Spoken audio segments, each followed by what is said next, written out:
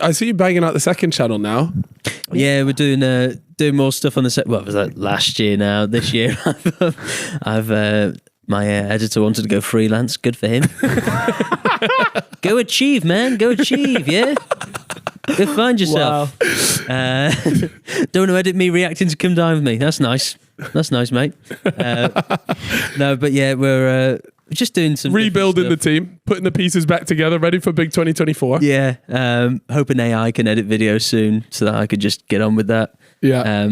But I was, do you get this in January? You sort of go, right, next 12 months, what am I doing? Yeah. And I was just like, I don't know what I'm doing. Oh, I get it every year, mate. Yeah. So I still don't know what I'm doing this year. I'm like, not sure what to do. Yeah, I don't really... Well, towards the end of last year, you were pumping out a fair few videos, to be fair, weren't you? Yeah. And they're all pretty good. So surely it's just about keeping that momentum going, because there was a time where in the main channel, it doesn't see much content. Yeah, I mean, I think for the past 2 years, it's been like maybe 10 videos a year, and it's not like I'm doing Mr. Beast stuff. It's in a bar. With your mates dressed up. And I get Max to come out and say some mildly sexist comment as a comedian. How is Max? Max is good. Had a guy deliver a sofa the other day and went, "Oh, I like your videos, mate. Your mate's funny." Yeah, that's Max. But Max just needs to do something. Yeah. Is that his full-time job? What does he do? Oh, he wasn't delivering the sofa. No. He was. What is his job though? So he works in a bar. Right. He does Twitch, and he's got a YouTube channel called The Wingmen where he reviews food. But they always review it a lot of the time they review it in the place. And I think you can't do that because what if it's the manager's just there? Yeah. And they've given you like a little bit of extra food to bribe you. What's happened to your podcast? Oh yeah. Because people still message me telling you to bring it back. That's how I know it was good. Because why the hell are they messaging me? I don't actually know. The podcast was... I thought it was funny, but it started to become apparent that it was just me that found it funny. And we made the worst podcast possible, sort of on purpose. Like Max would go out the room, like I'd kick him out, and then he'd come back in as some ridiculous character. It was always like a terrible play on words. But yeah, it was. I thought it was really funny, but then like people that listen to it be like, "What the fuck's going on?" And that is key for a podcast to be, for it to be understandable. Constantly confused, especially when they're an audio listener. He's come in wearing an outfit and you can't see it. Yeah, and also we used to be in a room, and the lighting was awful, and I'd set up the cameras and lights as the others would just sit around. And I'd just be fuming. Instead of asking them to help, I just get really angry that they've not joined in helping. And then at the start of the podcast, someone would say something, I'd go, "Shut the fuck up." You just spent the last hour. Do you know when you can tell there's been an argument behind the scenes on the podcast? Like Have a Word have that sometimes, where you can see this. You can see Dan's a bit pissed off. So I used to do that and just be awful. And we had a producer, Joe, who realised wasn't producing anything. He was just in the room on a laptop. And so if you're the one setting up the lights and doing all this, and then it's like, right, Joe, press record. I'll press it, don't worry. Max was pressing record, and that's when I realised, hold on, Max is the producer here. So I made him sit in the corner behind a chair. Really degrading stuff. But I said it had to be done. So it was just a podcast. We got to the point of a podcast. Joe, where are you going? I was just going to my mate. How much to wank off your dad on Love Island?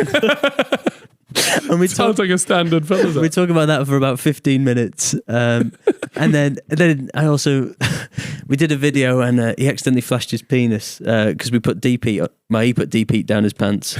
And he pulled down his pants and I screenshotted his penis. And then as a punishment on the podcast, I sent it to his dad. saying, "What do you think of my haircut?" Whoa! No way! So we just got to the point where it was going too far.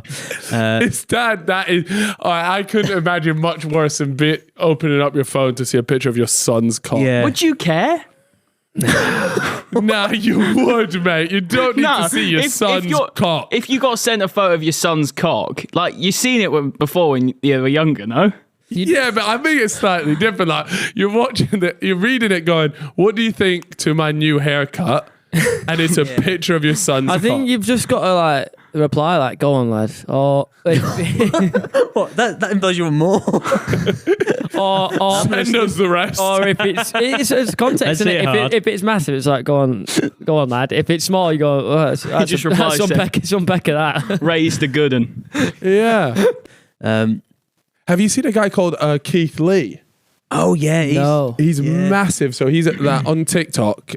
You might be able to find him on YouTube there, but he is. Oh wait, that's not Keith. Yeah, that's him. There you go. And he has a similar sort of thing. Like he reviews food, but because he got so big on TikTok, he's had to completely he has to do everything anonymously. So he'll like call up under different names, order it, send someone else in to go pick it up.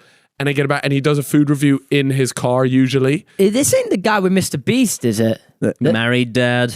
Yeah. Nah, something happened Back with off, Mr. ladies. Beast. Like, I remember a food review guy having like a bet with something. Mr. Beast he gave him his chocolate, and Was that- like this Keith Lee was like, yeah, don't really. Was it no good?